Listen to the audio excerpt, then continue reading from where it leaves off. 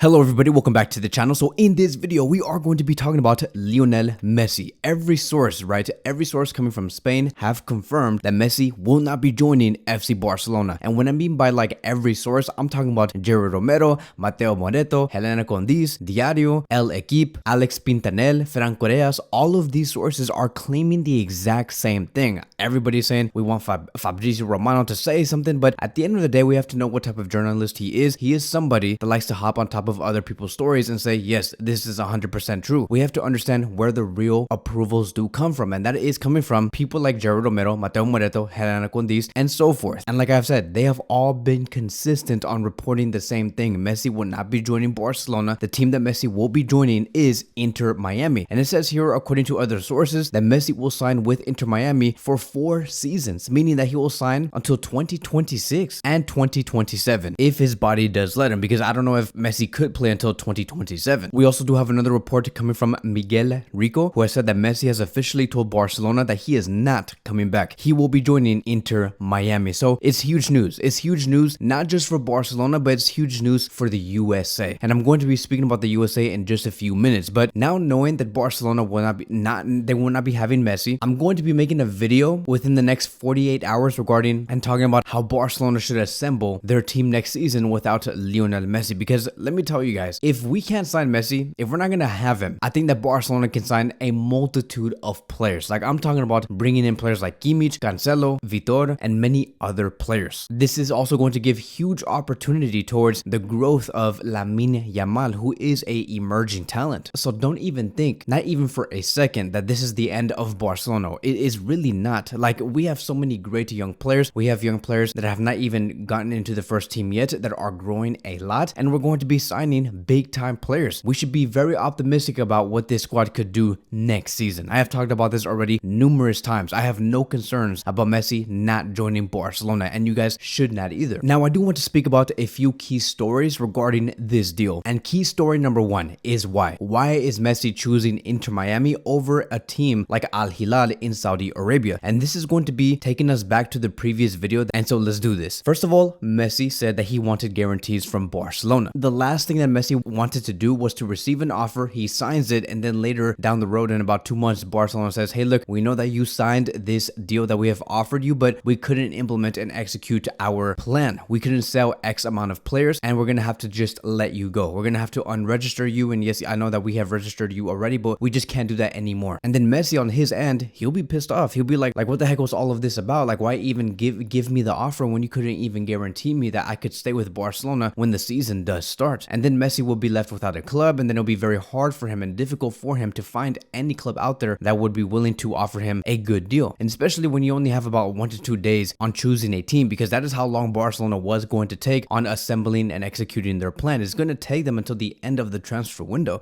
And so Messi did not want that, which is why he said, hey, Joan Laporta, hey, Matolaman, I want guarantees. I can't continue to be in this situation where there's a lot of what ifs. Another reason why Messi chose Inter Miami is because of what the MLS and Inter Miami were going to offer him, which is the Apple deal, the Adidas deal, and the ownership deal, meaning that whatever new subscribers Apple TV Plus does gain from the MLS season pass, about 5 to 10% of that revenue will be going to Messi, which is a lot of money. With Adidas, any new Inter Miami shirts that they sell that has the name Messi on it, about 5 to 10% of that revenue regarding the shirt sales will be again going to Lionel Messi, and that is a lot of money, my friends. And then with the ownership, this is where it does come from more by the MLS. They have said if you choose us later down when you do finish your career, you would be able to purchase a percentage of any team you do desire. It could be Atlanta United, it could be LA Galaxy, it could be Inter Miami itself, it could be New York City FC, or Messi could start his own team and bring a group of investors to make the team even better, to make the club and facilities even better. There's a lot of things that Messi could do. And then lastly, he does have a family there that does enjoy the lifestyle of Miami. They even have a house in Miami. And so those are going to be the key points on the reasons why Messi has chosen Inter Miami. It's too black and white. Like you can just clearly see why Messi would benefit so much more over there. And you can see that he's really looking out for the long run. He would much rather have a lot of investments being made in Inter Miami, which is by building assets, investing in clubs, instead of just getting paid a regular wage in Saudi Arabia. Another key story I want to talk about, which is going to be key story number 2, is could we we possibly see Messi and Sergio Busquets reunite in the MLS? Because remember, Sergio Busquets is no longer a Barcelona player. Sergio Busquets is also looking for a different club, and that club could be Inter Miami. It has been said that Busquets does not want to play for any other European team. He said that if he leaves Barcelona, he would not be playing for No City or Liverpool or Inter Milan or AC Milan or any other team in Europe. He would be going elsewhere. And now knowing that Messi has chosen Inter Miami, could Sergio Busquets get the call from Messi and say, hey, look, I'm choosing this team. Do you want to meet me over there? And that would be crazy. I think that Inter Miami would also give a great deal to Sergio Busquets, because Sergio Busquets is a world-class player, and he still is, and he will continue to be for the next 2 or 3 years. Moving on to key story number 3, and that is going to be the big obstacle. I don't know if you guys have noticed, but the team that Messi has chosen, they're at the bottom of the league. Like literally, they're at the bottom. They're the lowest. They have lost like 7 to 8 times already since January, because that is when the season does start in the MLS. They start in February, I believe, and they have lost more times than I believe a team like Espanyol. They're probably doing worse than Espanyol, which is funny. And so it's going to be a very big challenge for Messi. Now you may say, why would Messi choose a team where they could get relegated? Well, that's the thing that I kind of don't like about the MLS, is that there is no second division. And so if they do finish last, they don't get a punishment. They'll just continue to play in the exact same division, which is Division 1. But can you imagine the type of stories we would be able to tell if Messi were to take Inter Miami into the top 3? Because that is a big obstacle, and I think that Messi is ready for that. So we have teams like Cincinnati, Nashville, Philadelphia, New England, Columbus, Atlanta United, DC United, who are in the top 7, and they're doing very, very well. And I would love to see what Messi could do with this Inter Miami team going up against them. It's basically like saying, like, just put it like this. Can you imagine Messi joining Espanyol or Eibar and then having to face FC Barcelona, Atletico Madrid, and Real Madrid? It would be a very exciting story, and to see how all of it does unfold. And so the last key story I want to talk about, which is going to be key story number 4, would be this. It's a huge win for the United States of America. It's big for the